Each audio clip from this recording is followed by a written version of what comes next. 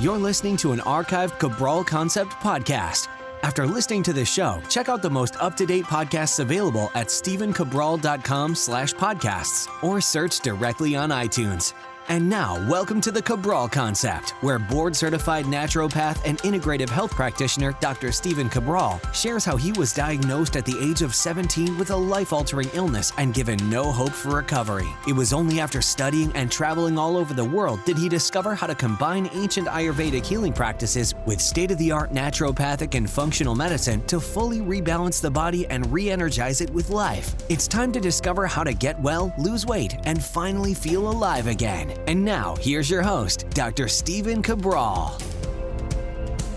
Hi everyone, and welcome back to the Cabral HouseCalls. Excited to start our weekend edition of the Cabral Concept, where we answer our community questions each and every Saturday and Sunday.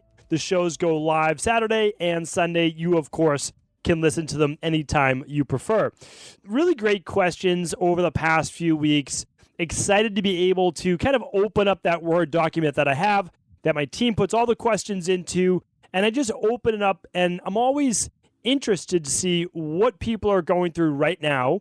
And of course, these go back a couple months, the questions, what people are dealing with. Is it a recurring issue? And if so, a lot of times these recurring issues that I see over and over, I create podcasts based on those, because I know if enough people are asking that question, well, how many more tens of thousands, hundreds of thousands of people out there just like them, literally just like them, are dealing with this issue? So when in doubt, always search to see if I've done a podcast on your particular issue at stephencabral.com/podcasts.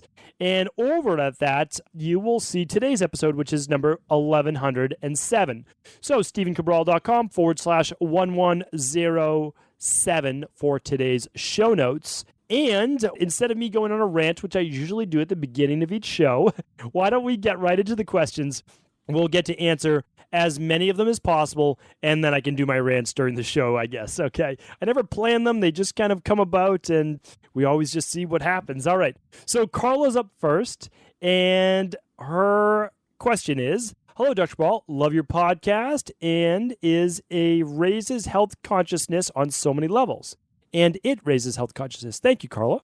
Around 9 years ago, I removed my amalgam fillings just the regular way without a holistic practitioner. At the time, it was more for aesthetic purposes. I'm going to just make some typing fixes here so my team and everyone can read these questions over at 1107 today. I really didn't know about the dangers and all the mercury, etc. Even the dentist wasn't aware since he was a conventional doctor. Are there any particular symptoms or any steps to a detox you can recommend?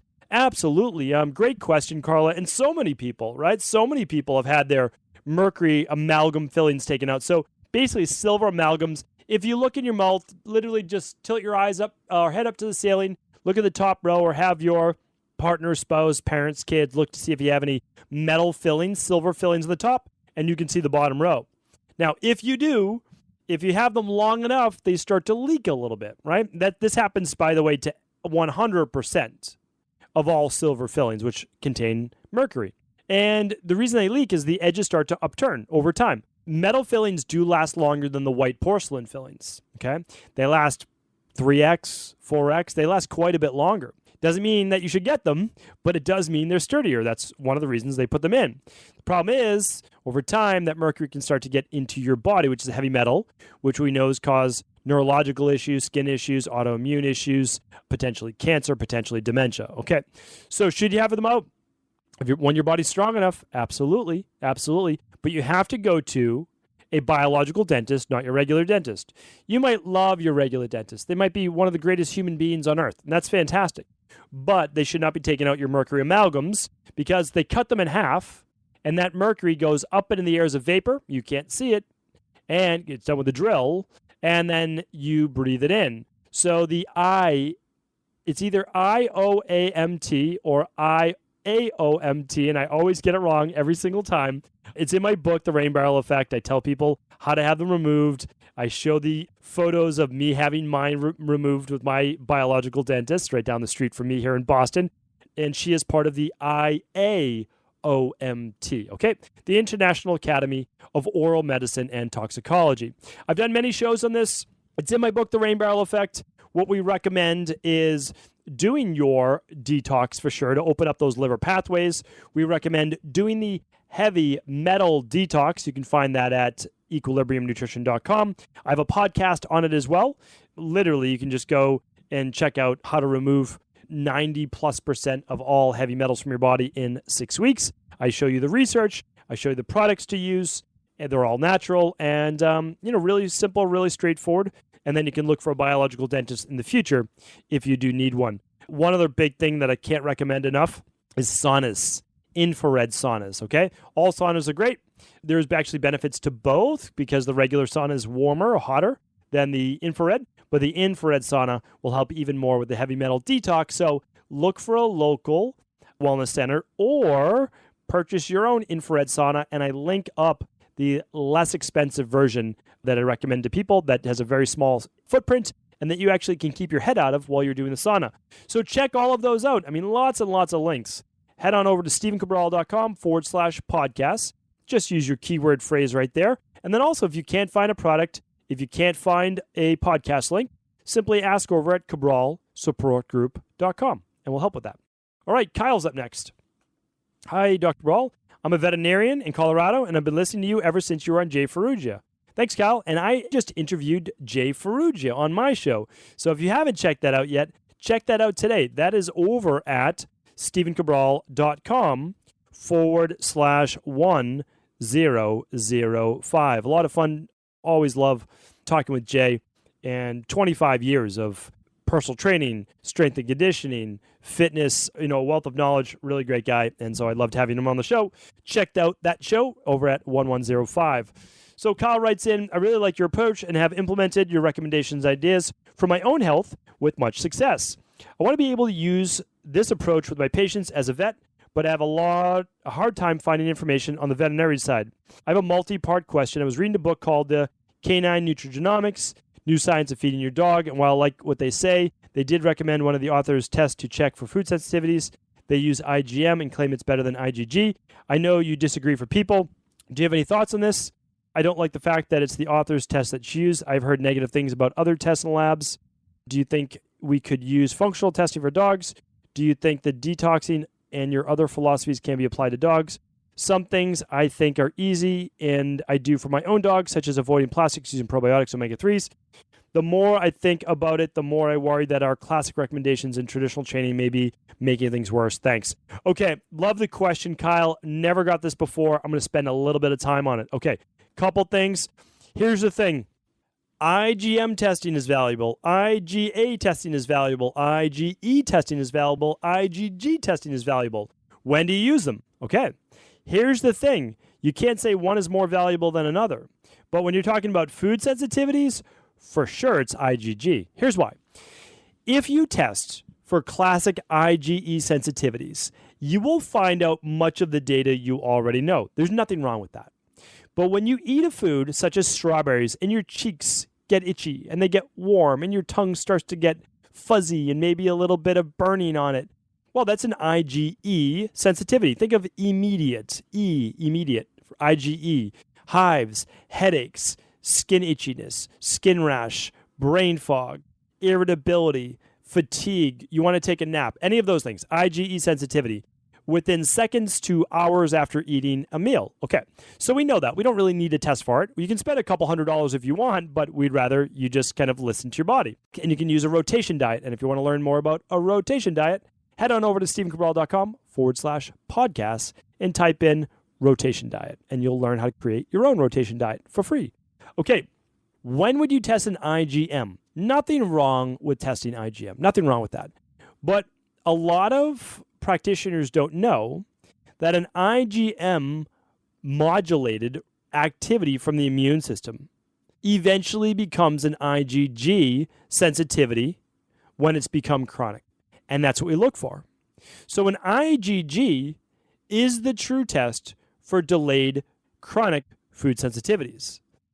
IgM, think of it as an immature white blood cell. It's not technically immature, but it's an initial marker before the IgG, which is an immunoglobulin G mechanism of the white blood cells, detects chronic-based food sensitivities, typically from some type of gut-based permeability. Not always, but oftentimes with gut-based permeability.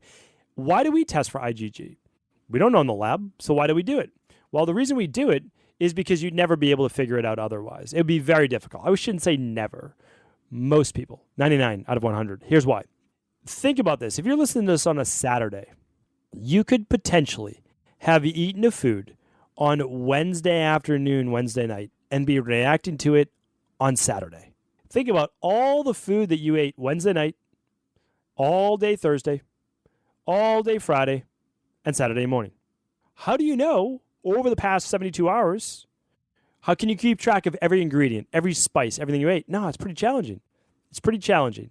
That's why we run the IgG. Simple test lets you look at chronic-based sensitivities. Okay, we, in the future, a lot of people don't know this, probably not for a year to be honest, but I love animals, especially dogs. Love all animals. Honestly, all animals. All animals. It's true. I love going to the farms. My girls, my two young daughters, they love going to farms. I happily oblige because I love going to farms. So we're coming out with a pet line in the future simply because I've always had dogs. I grew up with boxers, and I had 3, and then I've had 2 French bulldogs, and my current French bulldog is Moose, and he's a great dog. So I study in depth about how to keep your pets and dogs healthy, and a lot of it is the same as humans. However, their diet is slightly different, right?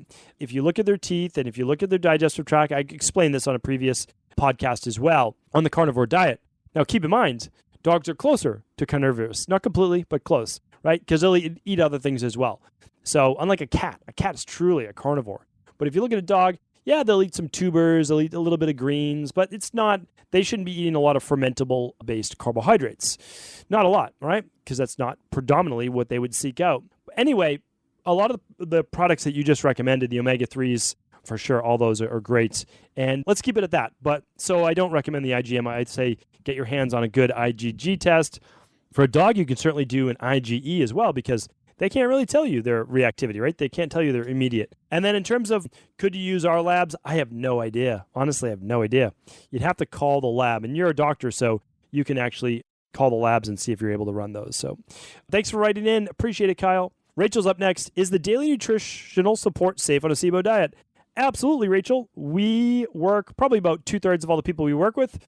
Sure, they can have a lot of other issues like Hashimoto's, rheumatoid arthritis, migraines, skin, etc. But they usually have digestive issues. A lot of that's candida or bacterial overgrowth. So absolutely, it is SIBO safe. We use that all the time, meaning like 99.99% of the time. That's it. So yeah, it works great. Okay, Taylor is up next. Hi, I've been a recent listener, but I love the Cabral concept. I recently purchased the Rain Barrel Effect, and I'm currently reading that. I've been wanting to do more with my life and finding my passion and career, and it was almost a sign that Dr. Cabral mentioned this integrative health practitioner certification or health coach certificate on his show. I was looking for more information, but didn't seem to find what I was looking for on the website. Anyway, someone could point me in the right direction. Thanks. Yeah, we're happy to do that, and I just always feel bad. I mean, I really do. I'm frustrated. I really am, and I feel bad. I don't know how to better kind of delineate these things. It's on our show notes page every day in the podcast. It says find out more about the integrative health practitioner, but I know a lot of people listen to the podcast on iTunes or, Google. And then, I talk about it on social media. I don't know how to always delineate the right thing, but I'll be honest. You will always get your question answered. You don't have to wait 10 to 12 weeks like on the weekend house calls. You can go to cabralsupportgroup.com, free Facebook group, and ask these questions. But to answer your question, Taylor, is simply go to integrativehealthpractitioner.org and you'll find all the details.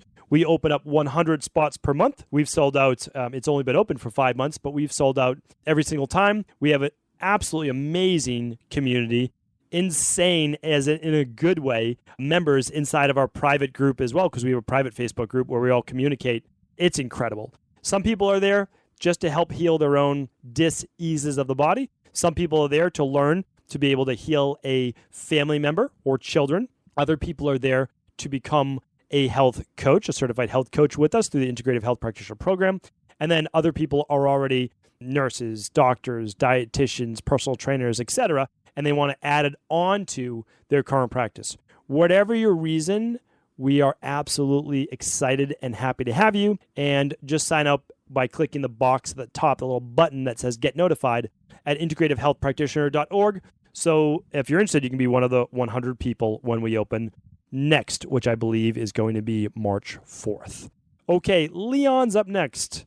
Leon's asking, hey, Dr. Cabral, great show. I've been doing your programs in the Man's Guide for Muscle and Strength book and been getting good results. I'm 5'6", 154, and really ripped. The issue is I have on some abdominal exercise like reverse crunches or even a single arm rows, I get a sharp pain in my lower rib area or lower abs area. It kind of moves and renders me immobile for a while. I stretch it out, but it makes me weary. Is this common or could it be a hernia or something? How do I work around it? Keep up the great work. All right, Leon. Yeah, first thing we want to do is get that checked for sure. And the reason is it could be some type of hernia. So we call that an inguinal or umbilical hernia because I don't know exactly where it is on you, but typically that's the type of hernia it is. Very common, and you actually don't need to see a bulge with a hernia. That's a misconception, okay? Because what can happen is you could still have a tear in the abdominal sheath and the intestine is still trying to poke through, or it's getting pinched on the abdominal fibers as it is poking through. The hole is not big enough and hasn't pushed through all the way in order for you to see it. So get that checked. Your PCP, for sure, should be able to do it. An orthopedic, without a doubt, will be able to do it. Just get tested for an umbilical or inguinal hernia. Make sure that's not what it is. It sounds like it very well could be. And besides that, the organs down there is the small intestine. I don't know if you have digestive-based issues. I don't know exactly what it might be before that. Besides that, but if you're getting a sharp pain, I want you to check that out with your PCP, MD. All right. Thanks for writing in. Jessica, hi there. I've been diagnosed with vestibular disorder. I'm doing vestibular exercises, chiro, and seeing a naturopath, whom I love. I've done allergy testing, the acupressure one, and I have a lot of sensitivities. I do find eating clean definitely helps a lot and is better, but still can't kick it. I'm in Canada, and then my chiro, who's also a neurospecialist, they're only Western practitioners, all of which either say I have to just live with it or they send me off to the next. Sorry about that. Do you know anyone in your team that has any advice or another pathway or practitioner, east of Toronto, that specializes in vestibular disorders? I've actually answered this question before, so it's a great question. Why don't we see if we can type that into the podcast page? I don't know if we're going to find it, but let's check it out. So we'll head on over to stephencabral.com/podcasts. And let's head back and let's see if we can find that. My podcast page, stephencabral.com/podcast. I'm going to scroll down a little bit and we'll type in vestibular first. And there we go. Check it out on episode 1093, on episode 890, on episode 604, and on episode 547. All right? I'm going to point you, Jessica, to 547, 604, 890, and 1093. I talk about it in depth. You can use the lab testing through us at equilibriumnutrition.com, or you can have a integrative health practitioner, chiro, whoever it might be, or the labs there. Keep in mind that a vestibular-based disorder, especially one that gets a little better when you're doing an elimination diet, most likely has gut-based issues and inflammatory-based issues surrounding it. So that's why I know that we'd be able to figure this out. Okay. Again, work with your local practitioner, or we can send all labs to Canada as well. Completely up to you. I want you to do what you feel is best for you. Okay. Joshua's up next. I'm a longtime listener to the Cabral concept and a big fan. I've recently been diagnosed with avascular necrosis of the femoral head. I'm only 32 years old, and I don't want a total hip replacement. I was wondering if there's anything I can do naturally to avoid this. Thank you for any advice you can give and all the knowledge you spread on a daily basis. Thanks, Joshua, for writing in. So, sure, I can absolutely point you in at least the right direction with avascular necrosis. And the femoral head simply means, so just let's put this back in English for everybody else. Femoral head would be, you have one bone in your thigh, right? So if you look at your quadricep, your hamstring area, IT band, there's one bone in there, and that's called your femur, okay? So the femoral head of the head And if we're talking about the hip, it's going to be at the top. So that head gets placed inside of a hip socket, basically like a ball and a socket with a lot of mobility. However, we can have avascular necrosis, which is basically bone death or breaking down of the bone due to poor blood supply because there may have been an injury. So I don't know about that with you, Joshua. There may be improper alignment of the hip, so basically impingement, and that can be worked on through active release technique with a really good chiropractor that knows that, or muscular therapist. You can work on realignment of those hips, and that would be great with a highly skilled personal trainer who knows about biomechanical alignment to alleviate any pressure and pain there. You want to make sure just with if you're doing repetitive motion exercise that we cut back on that, meaning like if you're doing a lot of long distance running or anything that would cause that, we want to cut back on it. Hard for me, because this is really a local practitioner thing. You do need to find somebody locally that can help you look at, was this an injury? Is this impingement? Is it poor biomechanical alignment? People say one leg is longer than the other. That's sometimes true, but honestly, it's usually muscular and not by being born that way. So all of these things is what I would look at first. If there is actual inflammation, you can look at other ways as well. So stem cell therapy has been very helpful for a lot of people in your situation.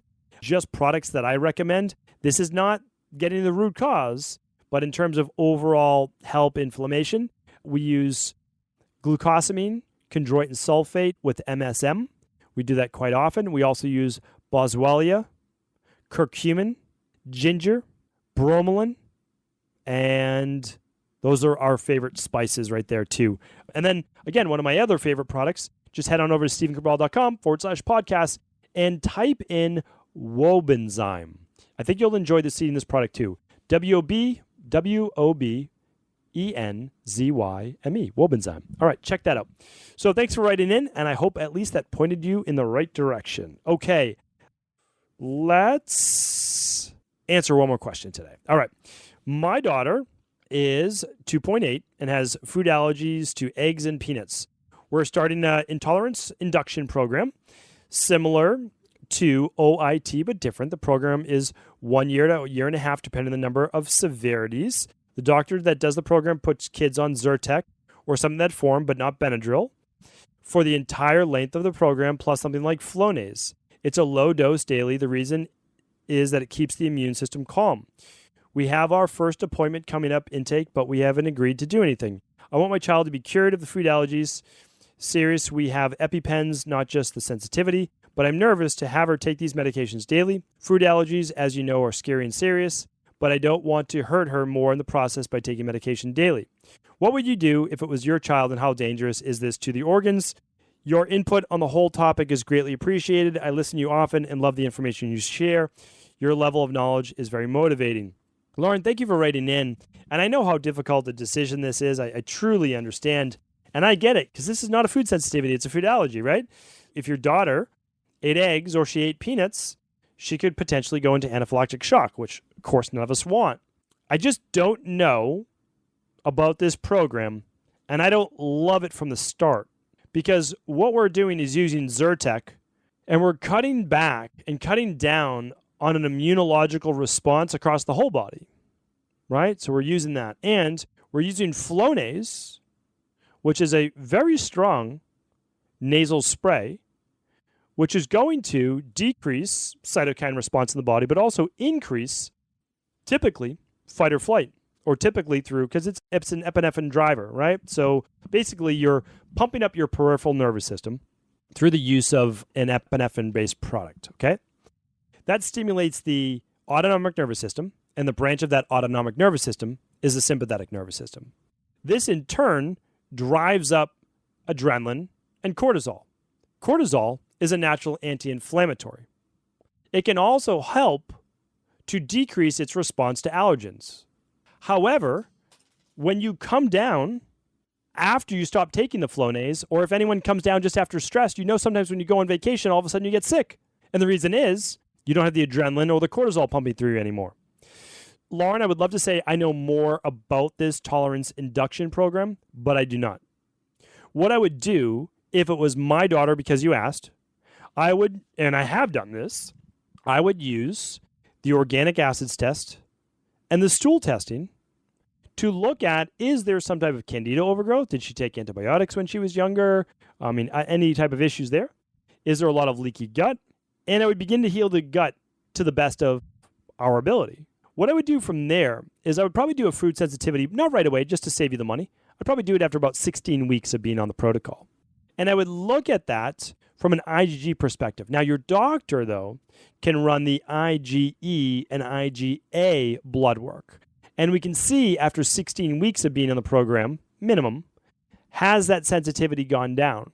I would also look into potentially using low-dose or micro-dose sublingual drops, because that can sometimes be effective as well.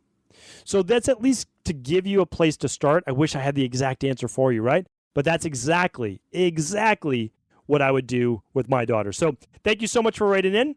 Pleasure speaking with all of you today. Excited because I'll be back tomorrow answering more of our community's questions. Take care, everyone. Hope you're having an amazing weekend.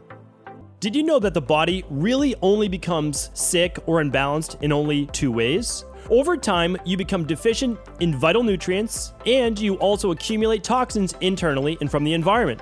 As those nutrients diminish and you increase your total toxic load, your body then begins to show the first signs of dis-ease. It's actually quite predictable, and the good news is that if we know how you began to fill up that proverbial rain barrel, we also know how to empty it to begin the healing process. I was fortunate enough to learn this ancient healing process from my mentor after suffering from debilitating diseases for close to a decade. It was only when I began to implement these techniques did I finally overcome my illnesses and go on to live a life of energy and vitality that I now enjoy. I'd like to share with you now what I discovered after traveling all over the world and how to combine the best of ancient healing wisdom with state-of-the-art science. Allow me to teach you exactly how I've been able to help over 250,000 people to empty their rain barrel and begin to transform their body and lives into what they've always hoped they could be. To get your copy of the international bestseller, The Rain Barrel Effect, simply go to stevencabral.com/rainbarrel.